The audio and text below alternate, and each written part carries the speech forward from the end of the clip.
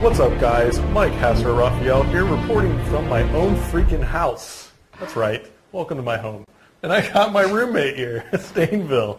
So, Tosh Stainville Magruder, for those of you guys who don't know him, one of the fiercest Call of Duty pro players who's lived thus far.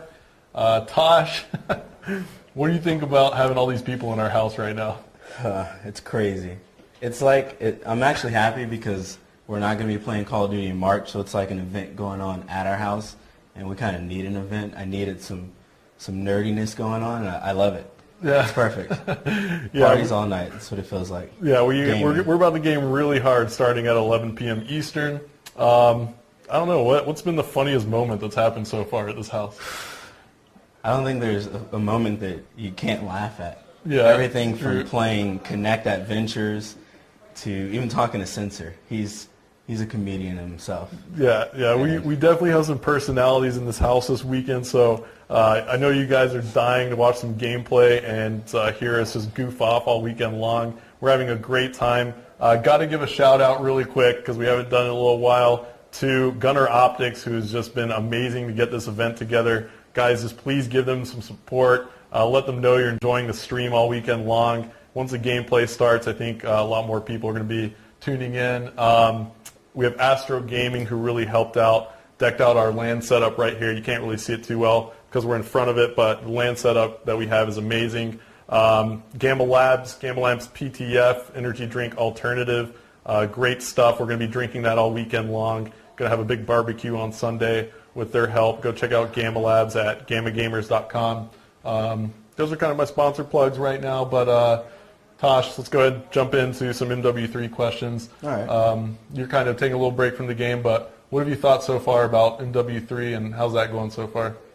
I mean, coming off of Black Ops, it was kind of a transition, but I mean, it's a different game. It's enjoyable. Pubs are fun. They added so much that you kind of don't get tired of it too quick because you have to learn so much, so many perks, and it has a lot of variety to it. I like the balance of the game. You can use different guns now. It wasn't all just one gun. I mean, that's what it's becoming now on the competitive side. But in public matches, you can kind of get away with whatever. And I like that about the game. Obviously, I don't play it that much. I'm not on the competitive team anymore. Kind of working on stuff on the back end of EnVyUs. But I like the game. Yeah, for anybody who follows our team, we're doing a lot of work behind the scenes, and we have an amazing pro team supporting us now. The players that we picked up are great. So we're doing a lot of work behind the scenes trying to make this thing grow. Starts with this event here, and maybe we can put something on really soon. Hopefully, cross your fingers, support the sponsors of this event, and maybe we'll be able to start running a couple things for our community pretty soon. Those are the things that we're kind of working on behind the scenes. Let's take some questions just right away. I mean, a lot of these people know you already.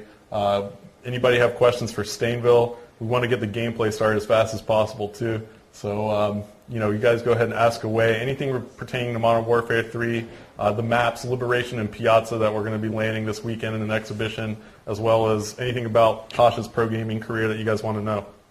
Oh, here we go. How much do you bench? You don't know yet?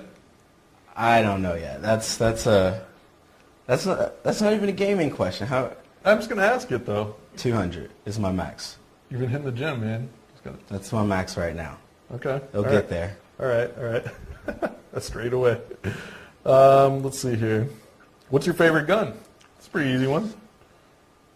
The ACR. ACR. So, I mean, you had a dirty ACR in MW2. I mean, I try to use a lot of the weapons in this game and give them all a chance, but I love the ACR. I used it way too much in MW2, and I just missed it. Yeah. So you can do so much with it. You can run and gun. You can long distance. There's nothing you can't do with it. So yeah, I gotta say that my favorite gun's probably the ACR too, and it sounds cooler in this game. But I just love the way it feels too. It's got a little more kick than it had in MW2. It feels like all the guns have a little bit more. But I mean, it's pretty close. All right, well here, let's see. Jump in here some more questions. Sensitivity. We always get that, but people are always amazed at how low your sensitivity actually is. They think you're playing on a higher sensitivity, but go ahead. I play on 2 sensitivity. Yeah, 2 sensitivity. So, I mean, sometimes I might venture into the 3 area, but it's really rare. And I don't think I've done it at an event this whole season. Well, last season at least. All right. Here's a good question, actually. Do you ever have time to play the campaign? And if yes, what's your thought on the MW3 campaign? I unfortunately have not played campaign At all? in MW3. And this is my reason. I save campaign for that one time your internet goes out because it happens. But it hasn't happened yet. So I'm saving it, though. All right. I need that time for my campaign. All right. We're going to go speed round. Vibration on or off? Off. Actually, that wasn't a speed round. That was just a quick question. Let's see here. If you were forced, I'm not going to ask that question. Let's see here. I started reading before I jumped in. Okay. Here's a good question. How do you feel about aggressive versus passive play style in Call of Duty? I mean, that's a really good question. There's some players out there who just play amazingly aggressive, like somebody like Rambo, for instance, who's here earlier. And then there's some players who play, a little more passive, somebody like, Too Quick or a Proofy that we've seen lately. I think you kind of need both. Mm-hmm. I think a player that is really overall a great player is capable of being passive and aggressive. I think you need to know when to turn up the game, especially if you're behind and the other team has the lead and they're kind of playing a little bit more passive. You need to know kind of how to push them properly and open up spots. But when you have the lead, I think you also need to know when to slow down and kind of control the game and kind of play the clock to your advantage, especially in Search and Destroy. I know this already, and you know that. But so what you're saying is passive play makes sense at some point in the game, and then aggressive play makes sense at some point of the game. So you have to be able to do both, and they're different skills. Yeah, teams that are to be aggressive and be passive. Teams that are strictly aggressive at some point, they get so aggressive that they kind of lose map control, and too much of the map opens up, and you can kind of take advantage and pin them in, and then it's your game. So. All right, fair enough. Well, Tosh, I'm not going to keep you any longer. We have one more player coming up, and that's going to be OpTic Gaming's Big Timer. We're going to go ahead and take about a minute and a half, 2-minute break. We're going to bring Big Timer on, and after Big Timer does his interview with us, we're going to go ahead and set up the LAN station and get ready to LAN tonight. Actually, we're going to be playing over Xbox Live tonight, starting at 11 o'clock p.m. Eastern. So we're going to take a quick break, bring Big Timer on, then we'll see you guys later on tonight at 11 o'clock Eastern.